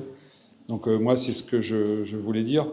J'entends parler effectivement du merge entre Thales et Airbus. Je sais très bien qu'au niveau des managers, l'idée, c'est de faire des économies et pas dans le bon sens, puisque l'inverse, ce serait de faire plus d'innovation. Si on devait mettre les choses en commun, c'est probablement pour innover plus. Et je vais te laisser parler peut-être aussi de l'innovation, c'est-à-dire de qu'est-ce qu'il faut faire maintenant pour aller plus loin dans cette science de l'observation spatiale climatique. Moi, j'ai une piste politique, puisqu'on a des députés qui nous ont fait le plaisir de rester toute la journée avec nous. On en avait déjà parlé, c'est au niveau européen, il y a un concept qui est le Buy European, qui n'est pas encore appliqué au spatial. C'est-à-dire qu'il faut à tout prix forcer tout un chacun à acheter européen dès lors qu'on utilise une technologie spatiale. Et ce qui est intéressant, c'est que souvent, il est associé, ce Buy European, à Buy European and Sustainable, c'est-à-dire quelque chose de durable, et c'est la force de l'Europe que de pouvoir imposer à la fois d'utiliser des systèmes européens, mais également tourner vers le durable, qui me semble une très bonne idée. Donc si tu veux avoir un dernier mot sur ces questions, et puis peut-être ce que tu n'as pas pu aborder, ce que j'ai oublié de te poser comme question. Je pense que c'est essentiel d'innover pour moi. Alors, je suis scientifique, donc forcément, c'est ce que je défends, mais je pense qu'on ne se rend pas compte à quel point c'est important. Il faut absolument qu'on comprenne mieux comment fonctionne le système climatique. Et je pense qu'on est en train de changer de période, là. On comprend assez bien le système climatique, en tout cas suffisamment pour pouvoir expliquer les dangers qu'il y a et réveiller cet effort planétaire qui est quand même énorme, qu'on demande aux gens, qui est déjà pas mal engagé. Mais ce qu'on voit arriver là, pour moi, c'est pire, et probablement on va en entendre parler avec l'administration Trump rapidement, on voit de plus en plus les gens qui poussent pour de la géo-ingénierie. Avec ce qu'on appelle le Solar Radiation Management, l'idée c'est de diminuer les émissions solaires en envoyant par exemple des poussières dans la stratosphère, en développant des voiles dans l'espace, il y a différentes techniques. Ça, on est à 2 doigts. D'abord, c'est facile à faire, c'est pas cher, et ça peut réduire assez rapidement, ou en tout cas stabiliser à court terme le réchauffement, mais aux dépens de conséquences régionales qu'on ne maîtrise pas du tout, avec des conséquences énormes sur le Gulf Stream, sur les moussons indiennes, les moussons africaines, qu'on ne connaît pas. Moi, je vois mal comment des administrations type Trump, ou même des administrations comme celle de l'Inde, suite à un événement extrême climatique, ne décide pas tout seul d'aller faire des expériences de géo-ingénierie. Si on ne connaît pas comment fonctionne le système, on est en train de jouer à l'apprenti sorcier, et moi c'est la partie qui me fait le plus peur. Parce que vous avez oublié de dire, je suis d'accord avec vous qu'il y a une part des Américains qui ont ce côté climato-sceptique. Par ailleurs, les Américains, c'est quand même eux qui ont produit le prix Nobel de climat, de physique sur le climat, Syukuro Manabe, 2021, qui est à l'origine de tout ce que je vous ai dit. Moi, tous mes travaux s'inscrivent dans la suite de Manabe. J'ai dit que c'était un pays de paradoxe. Exactement. Et il y a aussi la meilleure science qui a été faite là, et les scientifiques américains avec qui je travaille sur ces problèmes-là, il y en a plusieurs qui ont été virés brutalement. Je pense qu'aussi brutalement, une administration comme ça pourrait décider tout seul de faire des géo-ingénieries qu'aujourd'hui, dont on n'est pas capable de comprendre les conséquences, des conséquences régionales, comme les storm track, comme les mouvements du jet. Ces conséquences-là, nous, on n'est pas capable de les prévoir. On n'est pas encore à ce niveau-là. On est capable de prévoir le bilan d'énergie globale, mais pas ces choses-là. Et ça, pour moi, c'est la clé, je pense. Eh ben, merci beaucoup. On peut les applaudir.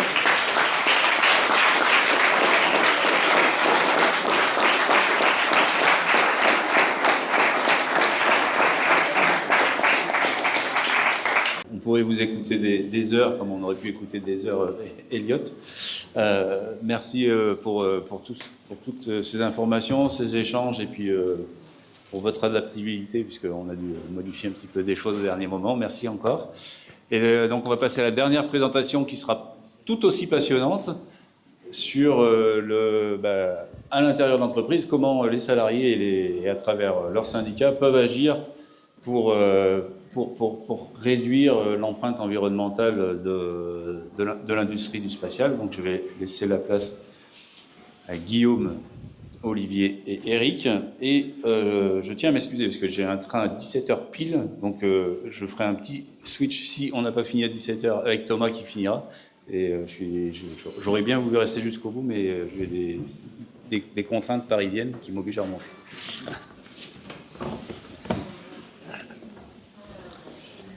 Ok. Tu peux mettre session. Encore? Non. Avant alors. Ok, donc moi c'est Guillaume, je travaille à Airbus Defence and Space, je suis élu au CSE et à la C2SCT et j'ai été chargé par mon syndicat de piloter le déploiement dans notre entreprise du radar travail-environnement. Alors, donc déjà, pourquoi mettre en place un radar travail-environnement? Donc déjà parce que la lutte contre la catastrophe climatique, ça se passe à tous les niveaux et en particulier en entreprise. Et aussi parce que agir contre le réchauffement climatique, c'est aussi dans l'intérêt des salariés, ne serait-ce que pour lutter contre la dégradation des conditions de travail, que ce soit par les pics de chaleur, inondations, etc. Pour éviter que son entreprise ne disparaisse pour des raisons réglementaires ou parce que son activité ne répond plus aux enjeux, mais aussi parce que c'est l'intérêt des salariés, parce que c'est important aussi de pouvoir être fier de ce que fait notre entreprise et du coup pour avoir du sens dans son travail. Et enfin, c'est aussi un sujet qui mobilise beaucoup, en particulier la jeunesse, donc c'est important aussi qu'on s'en saisisse. Tu peux passer à la suite. Donc, qu'est-ce que le radar travail-environnement? Donc, c'est un outil qui a été développé par la CGT UGICT en partenariat pour un réveil écologique, en soutien avec de l'ANACT et de SECAFI. Tu peux passer. Donc, c'est avant tout une méthode en 4 étapes. Donc, étape 1, c'est l'état des lieux qui consiste à faire l'état des lieux de la politique environnementale de l'entreprise. Étape 2, récolter les propositions des salariés en la matière. Ensuite, étape 3, établir des revendications stratégiques pour ensuite passer à l'action. Voilà. Donc, un peu plus en détail, l'état des lieux. Donc, en fait, c'est à nous, syndicalistes, de mener l'enquête sur 7 domaines. Pour chacun de ces domaines, voir si l'entreprise a une politique des objectifs concrets à court, moyen et long terme. Donc ces domaines d'enquête, donc évidemment il y a le réchauffement climatique, l'effondrement de la biodiversité, les pollutions de l'eau, de l'air, des sols, la consommation des ressources, la stratégie économique, l'implication des salariés et la stratégie d'influence. Les ressources qu'on a pour faire ça, donc ça va être des documents publics publiés par l'entreprise, la déclaration de performance extra-financière. Donc on peut s'appuyer sur l'ADEME, l'UFIC, le bilan RSE, etc.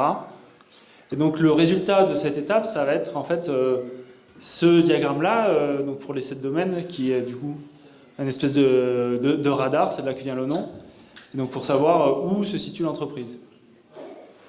Donc une fois qu'on a cet état des lieux, donc à l'étape de proposition, ça va consister à faire un tract, une communication auprès des salariés, pour présenter les résultats de cette étape 1, et dans un second volet, leur proposer un questionnaire pour récolter toutes les propositions.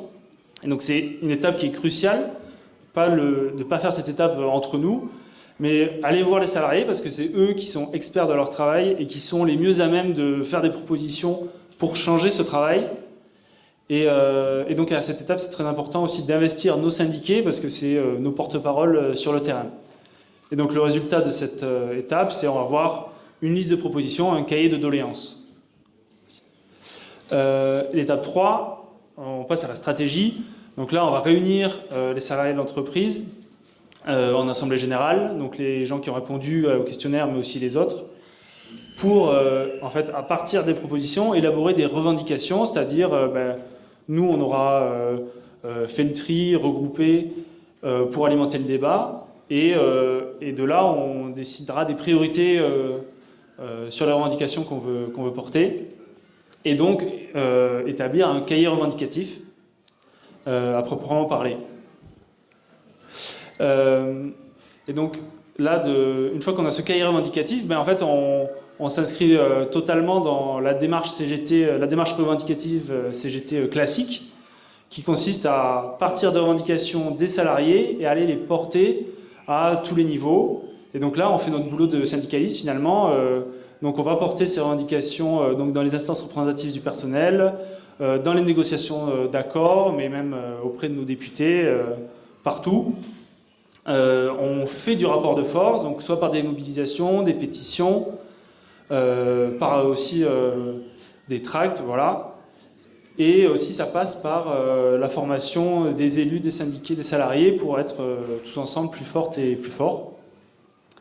Et donc voilà, c'est ces 4 étapes-là. Et moi je trouve cet outil est vraiment très puissant et je pense qu'il est très important qu'il soit mis en place partout dans la CGT parce que voilà, donc je voulais conclure en citant Lénine, parce que pour faire sérieux. Donc sans revendication politique, la classe ouvrière reste enfermée dans la lutte économique et donc c'est en liant à chaque injustice une critique du régime que naît la conscience révolutionnaire. Autrement dit, donc c'est en faisant ce travail d'aller chercher auprès de tous les salariés des solutions pour changer le travail, pour en fait leur demander comment on fait différemment, est-ce qu'on ne peut pas faire autre chose. C'est en faisant ça qu'on sort de l'aliénation du travail, c'est-à-dire du fait qu'on n'a pas le choix de faire ce qu'on veut, de faire le travail, on n'a pas le choix sur la façon de faire le travail, sur l'objectif du travail et sur ce qu'on produit. Et donc ça nous est enlevé par le capitalisme. Donc reprendre ce pouvoir-là, quelque part, c'est ça qui alimente la conscience de classe et c'est ça qui mène du coup au résultat de cette dernière étape et de tout le radar vers un renforcement syndical et puis à terme au renversement du capitalisme qui est une condition nécessaire mais non suffisante à la victoire dans la lutte contre la catastrophe climatique. Voilà, donc maintenant je laisse la parole à camarades du CNES où ils ont pu mettre en place ce cycle du radar en entier. Oui, donc alors c'est pas moi qui avait la responsabilité de ça, mais la copine qui en avait la responsabilité, elle m'a dit, toi tu parles beaucoup, donc on t'a demandé d'être bref 2 fois, on va te permettre de pas te parler une 3e fois, puis ça lui évitait elle de venir là. Bon. Donc au fur et à mesure on apprendra aussi à faire des présentations. Donc on a essayé de déployer le radar écologique. Donc on a fait cet état des lieux, on a fait ce travail au niveau de l'organisation syndicale. On a ensuite lancé donc un premier questionnaire. On l'a lancé, nous, par la voie de mail, de façon à pouvoir toucher le maximum des salariés sur le centre spatial de Toulouse dans un premier temps. L'étape 3, ensuite, sur l'élaboration commune des revendications. C'est vrai que là, on a un peu pêché là-dessus. Moi, je tiens, voilà, faut qu'on puisse le dire. On n'a pas mis suffisamment, je pense, en branle un travail collectif avec l'ensemble des salariés. On a fait un travail, un peu d'ailleurs dans l'urgence, parce qu'on devait rentrer dans une négociation d'accord cadre, transition écologique et accompagnement au CNES. Et donc, on a fait un travail en interne au niveau des syndiqués. Et donc, moi, j'espère, et je pense que tous les copains, en tout cas, espèrent pouvoir poursuivre ce travail de revendication et de travail avec l'ensemble des salariés et d'élargir aussi ce travail de radar écologique aux autres centres. Parce que nous, on a quand même une particularité. On a 4 centres, un à Toulouse, 50 hectares, dont une bonne moitié est encore en espace naturel. Mais on a surtout un centre qui est en Guyane. Et ça veut dire qu'on a un centre dans la forêt amazonienne. Et c'est un centre qui a la surface à peu près d'un département français. Et très clairement, les bâtiments et les activités représentent qu'une toute petite part de l'ensemble du site. Et donc la question écologique, elle vient aussi se lier là aux questions sur les problématiques de biodiversité, etc., etc. Donc on est rentré dans une étape 4 d'action. Dans un premier temps, donc, d'élaboration de cet accord 4, transition écologique, accompagnement au CNES. On va peut-être passer sur la suite. Donc voilà, l'état des lieux, c'est un peu ce qu'on avait présenté, hein, ce qui a été présenté. C'est-à-dire ça, c'est l'état des lieux tel qu'il a été fait au niveau du CNES, où on voit qu'en fait, on a une implication des salariés. Ça, on le savait depuis le début. On a une forte implication des salariés, avec une vraie implication de l'entreprise en tant que telle, sur la lutte contre les pollutions, sur ces choses-là, sur aussi des questions de lutte contre l'effondrement de biodiversité sur les différents sites, où on le voit aussi. L'implication du CNES quand même sur la lutte contre le réchauffement climatique, parce qu'on a de l'action avec nos satellites, avec nos chefs de projet, avec d'autres choses.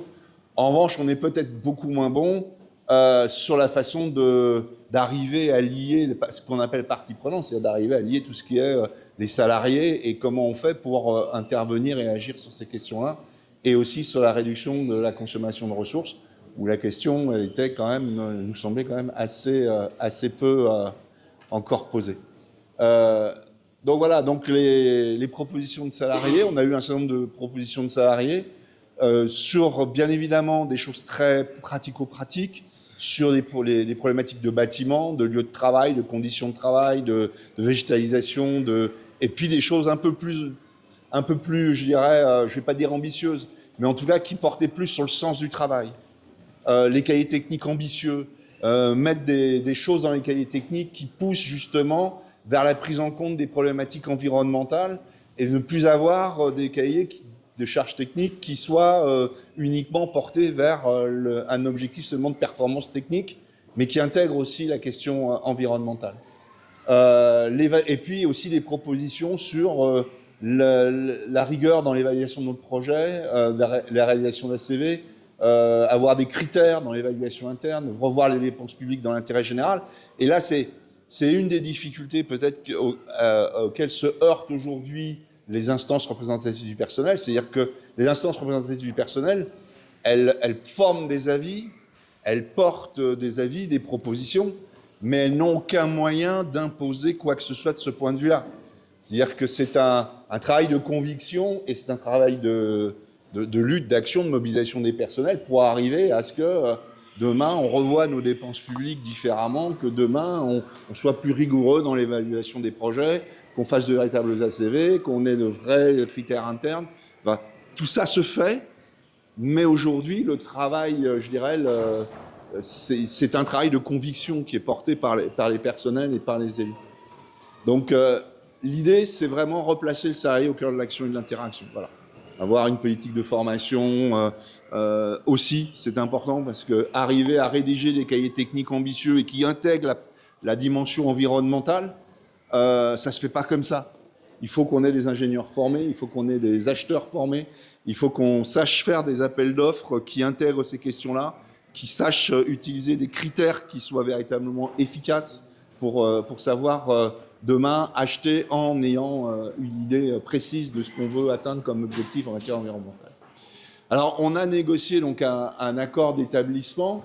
Alors, je dirais que une des contributions peut-être de la CGT dans cet accord, ça a été à tout moment de lier la question environnementale et la question sociale. On ne peut pas faire d'environnemental contre l'homme.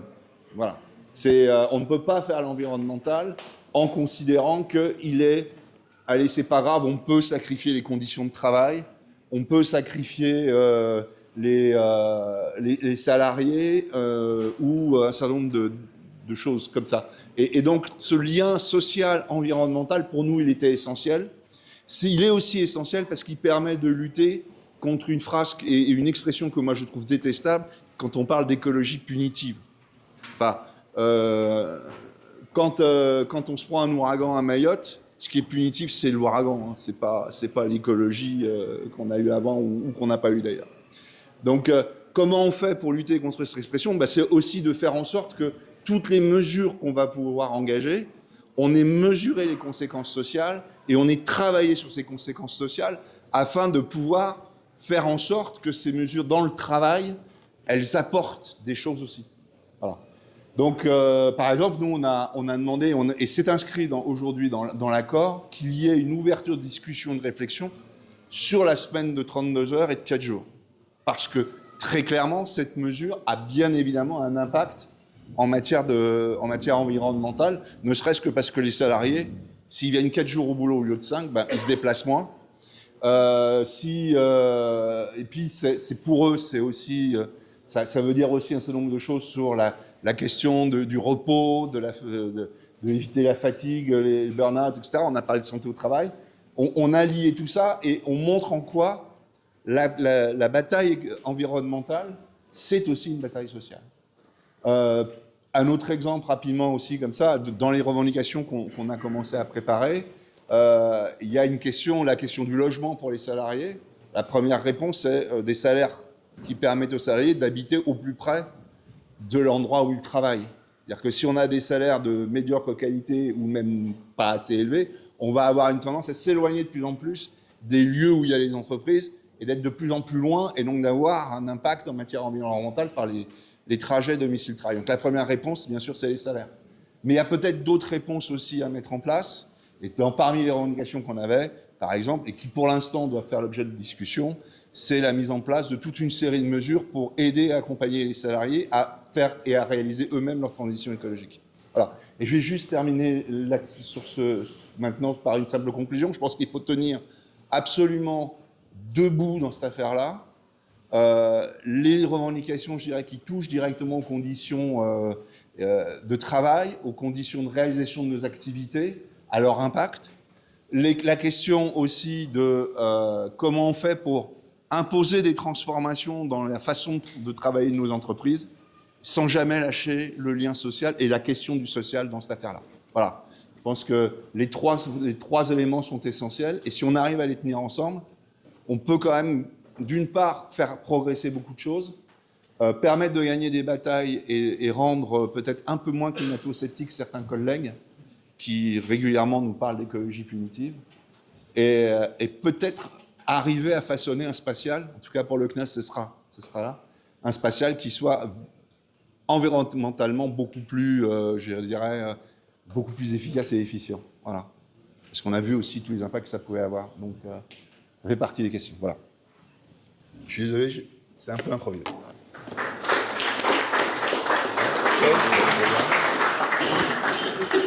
Donc moi je suis arrivé à Thales NSP en 2019, c'est pour ça que c'est commencé en 2019, parce que j'ai pas l'historique avant.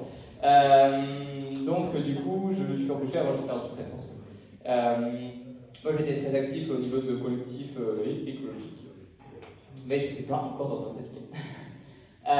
En 2019 j'arrive, manif climat, je vais voir les différents syndicats et je leur dis c'est quoi votre position sur la manif climat.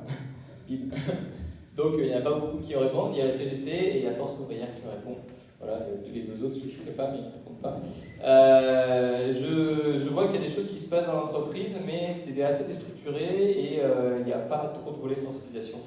Donc je propose qu'on crée un collectif dont le but c'est de fédérer les initiatives existantes pour faire des synergies et pour aider d'autres collectifs à se créer, que ce soit plus facile de passer à l'action. Donc Eve, alors c'est un nom qui a été, j'ai fait mon premier exercice de démocratie, j'ai proposé à tous les gens qui voulaient participer au projet de proposer des noms, et ensuite on a choisi ce nom par suffrage, par jugement majoritaire, pour ceux qui ne connaissent pas. En tout cas, ça a permis à beaucoup de gens de découvrir ce mode de suffrage. Et F, c'est écologie et vivre ensemble, ça fait un peu référence à ce qui a été dit avant, c'est-à-dire qu'on voulait que aussi il y a l'aspect développement de liens dans l'écologie, que ce ne soit pas juste l'écologie des bobos, et que ce soit aussi un moyen de créer des liens dans l'entreprise, de créer des espaces de discussion, et de se faire se rencontrer les collègues. Voilà. Il y avait aussi d'autres noms comme écolonomie, par exemple, vous l'insister sur le fait que finalement, on peut être écolo sans forcément être puni, mais justement on faisait des économies et on vivait mieux. Ensuite, en 2020, je participe à créer le collectif Éveil, un petit jeu de mots. Voilà. Éveil, c'est vraiment la sensibilisation. L'idée, c'était de sensibiliser les salariés, mais d'abord, on voulait créer un collectif entre nous pour savoir c'était quoi les outils de sensibilisation, les pratiques qui marchaient bien avant de les déployer. 2021, Éveil propose des fresques du climat et des bilans carbone, donc là je pars dessous, aux salariés via le CSE, donc c'est des outils de sensibilisation reconnus. 2022, on propose une nouvelle section au niveau du CSE pour proposer des voyages qui sont peu polluants. Et là, une date importante, fin 2022, élection professionnelle. Donc Thomas me dit, bon, je t'ai remarqué, on a discuté déjà ensemble, mais est-ce que tu veux pas devenir élu au CSE? Je fais bon, allez, pourquoi pas. Donc c'est pour ça que j'ai mis un militant écolo qui est élu au CSE.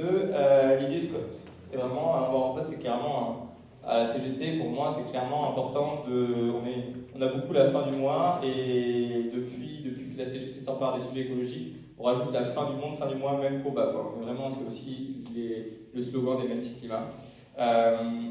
Je siège à la commission de transport et à la commission restauration.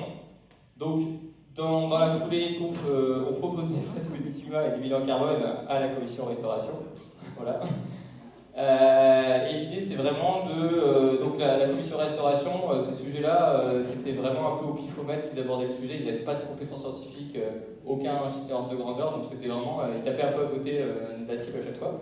Donc l'idée, c'était vraiment de leur donner un langage commun avec la fresque du climat. Donc c'est quoi le statut, c'est quoi c'est quoi de quoi on doit parler, du problème. Et après, des mesures objectives sur l'impact écologique de la restauration collective.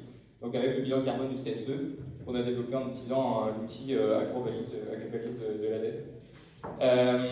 Ensuite, des fresques du climat pour les syndiqués au sein de la CGT. Et alors là, le groupe Thales, voyant que les salariés commençaient à s'emparer du sujet des fresques du climat, plein de grosses boîtes à déployer, ils se sont dit bon, allez, on va quand même le déployer pour pas passer pour des cons. Donc ils l'ont déployé. L'objectif, c'était sur TAS, rien que sur TAS, c'était de former 1000 managers et 20% des salariés sur 2023-2024.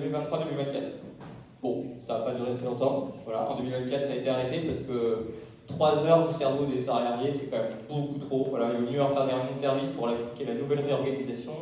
Voilà, et puis un mois après, la nouvelle réorganisation. Voilà, donc mes 3 heures, voilà. Et pourtant, on leur avait vendu que c'était un atelier type building, voilà, on peut parler avec la novlangue de la direction, mais ça ne suffit pas, 3 heures, c'est vraiment trop. Je vous vais passer à la slide d'après. Donc en 2024 et aussi un peu avant, on intervient au niveau du CSE, donc on essaie de porter ces sujets au niveau du CSE, parce que c'est souvent des sujets qui passent sous les radars. Sur le site, ils coupent des arbres pour mettre des panneaux solaires, donc on s'assure qu'ils en plantent autant.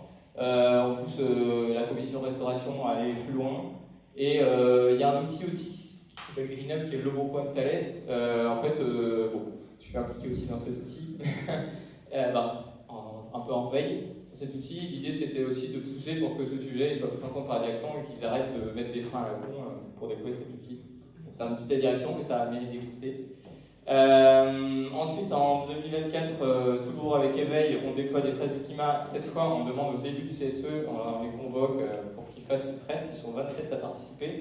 Et l'idée, c'est d'aller vers une feuille de route. Alors pareil, langage commun que pour la commission restauration, mais d'aller vers une feuille de route pour la décarbonation du CSE. Alors là, je parle de décarbonation parce que c'est frais du climat, mais ensuite, on va aussi parler d'enjeux de biodiversité, tout lié. En 2024, l'appel d'offres restauration. Donc on a l'opportunité de faire un nouvel appel d'offres, et donc en fait, le travail de veille qu'on avait fait depuis 2 ans nous a permis d'avoir un cahier des charges très ambitieux sur ce sujet-là. J'en reparlerai dans la deuxième partie. Voilà. Ensuite, parmi les propositions qui avaient été faites ici, il y avait le faire un bilan carbone du CSE, donc pas le déployer, donc c'est toujours éveil dans laquelle partie qui pousse ces sujets-là. On me propose de fresquer le bureau de FIT, donc ça fait 15 personnes de fresquer, c'est quand même des gens qui sont très intéressés par ces thématiques-là. Bon, alors là, Thales revient, ça y est. Alors du coup, ils se sont dit, bon, ça n'a pas marché la phase du climat, parce que 3 heures c'est trop long, alors on va développer notre propre formation. Ça dure à peu près 4 heures, mais comme ça, les gens peuvent le faire comme ils veulent, parce que c'est en vidéo. Et chacun devant un PC, parce qu'il ne faudrait pas se rencontrer. Du coup, ils appellent ça Passeport Climat, et franchement, elle est bien faite, hein, honnêtement, la formation, elle est très bien faite. J'étais dans la Tiger Team pour sélectionner les vidéos à diffuser, c'est un gage de la direction. Et donc, ils ont quand même vachement compacté la formation initiale, mais en 4 heures, c'était quand même des bons fondamentaux. Mais bon, la direction de TAS, elle a décidé en octobre 2024 de rappeler aux salariés que c'était dans leurs objectifs. Ils avaient 1 mois pour le faire. Ils ont rappelé ça en début décembre 2024, de faire la formation presque du climat. Passeport climat. Mais vous savez bien qu'au mois de décembre, les gens ils ont que ça à faire de faire des formations. En plus, c'est la moitié du mois qui est bouffé par les vacances de Noël. Donc, du coup, la plupart des gens ont fait bâcler. Donc, encore une fois, c'est dommage parce que ça aurait été un bel outil si on avait pu laisser les salariés le temps de le faire. Sauf que du coup, là, ils ont pu communiquer dessus. Ils ne se sont pas privés de communiquer, tous nos salariés sont formés, blablabla. Et en vrai, ils ont tous triché, ils ont demandé aux voisins les réponses. C'était une catastrophe. J'étais atterré. Et alors en 2025, on consulte nos syndiqués sur l'orientation des ASC sur des activités écologiques, ASC, activités sociales et culturelles. Donc l'idée c'est de préparer les élections professionnelles. On consulte nos syndiqués déjà pour savoir un petit peu ce qu'ils aimeraient sur ces sujets-là. Avec un collègue, on a traduit la phrase du climat en occitan. Pourquoi pas, ça vite quand on peut. C'est histoire de conquérir des nouveaux publics. Et après, là, on a le congrès dans 10 jours, on a notre congrès de la CGT. Et du coup, on aimerait, on travaille dessus pour intégrer les enjeux écologiques du spatial dans nos orientations. Donc ça, c'est pour vous montrer un peu le panorama de comment s'est construit un peu la sensibilisation à différents niveaux. Et on voit aussi que la direction, elle tente des choses, mais elle ne se donne pas vraiment les moyens d'y arriver. Et souvent, au final, ça reste de la communication à la fin. Parce qu'elle ne s'est pas donné les moyens de le faire proprement, c'est vraiment dommage, c'est du temps gâché, de l'énergie gâchée. Maintenant, on va parler de la restauration d'entreprise. Alors, déjà des petits ordres de grandeur sur la restauration d'entreprise. Alors, un repas de midi moyen en France, c'est 2 kg de CO2. Un repas moyen à Thales Alenia Space, c'est 2,8 kg de CO2. Ça, c'est le bilan carbone dont je vous avais parlé au départ, avec Annie Wallis. Qui nous a donné ces résultats-là. Et en 2025, pour satisfaire aux accords de Paris, il faudrait être à 0,8. Alors, pardon, j'ai tonnes de CO2, c'est des kilos. Pardon. Je vais dire par tonne. Là, c'est des kilos de CO2 par repas. Et là, on devrait être à 0,8 kg de CO2 par repas. Là, c'est une petite courbe pour illustrer la répartition du français moyen aujourd'hui. Donc, l'alimentation, elle est là. Et en fait, le français moyen, il doit rentrer là-dedans. Dans 2 tonnes pour respecter les accords de Paris. Et donc du coup, l'alimentation, on n'a que 0,6 kg. Et du coup, sur le repas de midi, ça fait 0,6 tonnes par an. 0,6 tonnes par an. 0,6 tonnes par an. Donc sur une journée, c'est 1,6 kg. Et donc du coup, pour le repas de midi, c'est 0,8. Donc voilà. Donc en fait, l'idée, c'est d'arriver d'ici, là, à 2,8 kg par repas, à ici, à 0,8 kg par repas en 30 ans. Donc ça, c'est des courbes qu'on a montrées du coup en commission restauration. Et il y a tout un rapport avant de bilan carbone, on leur a expliqué comment on allait faire. On leur a montré cette courbe, on leur a dit voilà, il faut être réaliste, il faudrait passer de là à là. Et on a discuté ensemble de quelques scénarios, même si voilà, tout est à écrire. Mais comment on pose de là à là, plusieurs scénarios possibles. Alors, par exemple, le orange, c'est pour le juste détailler, c'est de passer très rapidement au repas français moyen, et puis après de descendre par palier. Bon, c'est juste pour leur donner un ordre d'idée à la commission restauration, et aussi pour vous. Tu peux passer à la slide d'après. Alors, voilà, je reviens sur la démarche pour arriver à l'état d'aujourd'hui. Donc, rappelez-vous, je vous avais dit, fin 2022, on propose une fresque du climat à la commission restauration pour monter en compétence sur le sujet. Ce qui est intéressant, c'est que le responsable de site, Elior, et les responsables régionaux Elior, ils sont venus à la fresque, ils ont été très contents d'apprendre plein de choses et de discuter avec nous sur ces sujets.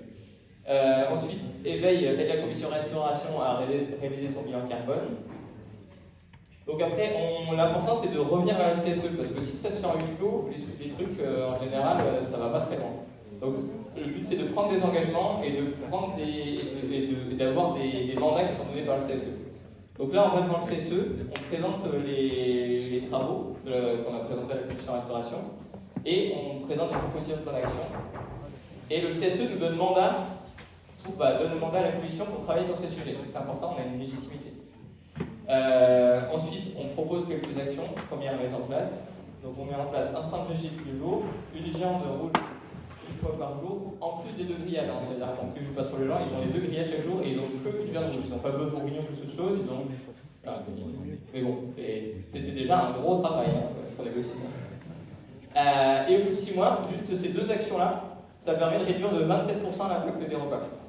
Alors pour vous donner un ordre d'idée, ça veut dire que tous les ans, on économise 200 tonnes de CO2. Ça ne fait pas la direction parce que les 200 tonnes de CO2 qu'on économise, c'est 5 fois l'impact des 2 parcs photovoltaïques qu'ils ont mis sur le site. 2 parcs qui couvrent 20 000 m², 2 tiers des parkings, et nous, on fait juste ça, mais on est 5 fois plus impactant. Mais on communique moins dessus. En fin 2023, en vue du prochain appel d'offres, on fait une enquête convive pour avoir les attentes futures des salariés. On a 60% de taux de réponse. Donc on a une bonne assise pour savoir ce qu'on va négocier dans le futur cahier des charges. Et notamment, on a fait des questions sur les impacts écologiques, sur la transformation de l'offre par rapport à ces sujets. L'idée, c'était d'avoir une certaine légitimité aussi. Voilà. Donc ça s'est fait à l'échelle du CSE et de la commission restauration, ça s'est pas fait à l'échelle seulement de la CGT. Mais voilà, mais c'est un peu là, on a poussé la même démarche, c'est-à-dire avoir vraiment le retour des salariés. En 2024, petite anecdote, on a automatisé le bilan carbone. Tous les 3 mois, avec Python et Excel, on a automatisé le bilan carbone, donc on va adresser la base qu'on valide un peu tout seul. Mais ça nous permet quand même de voir que Elior a vraiment du mal à maintenir l'effort. Donc on avait 27%, et puis après on est remonté en fait, parce que Elior, c'était pas dans leur ADN d'avoir ces changements. Et donc on était toujours obligé de les pousser, c'était horrible. Et donc du coup on s'est dit, là vraiment il faut que l'appel d'offres, il ne faut pas y couper, si on ne peut pas toujours être accro derrière. Donc on a rédigé le nouvel appel d'offres et le nouveau cahier des charges, et en 1er septembre 2025, le nouveau prestataire sera en place. Et après il y a une dernière slide que je vous laisserai lire plus tard. Voilà. C'est le préambule du cahier des charges qui fixe un peu les orientations du nouveau cahier des charges. Donc, ça, vous verrez dans la présentation. On va y passer la journée.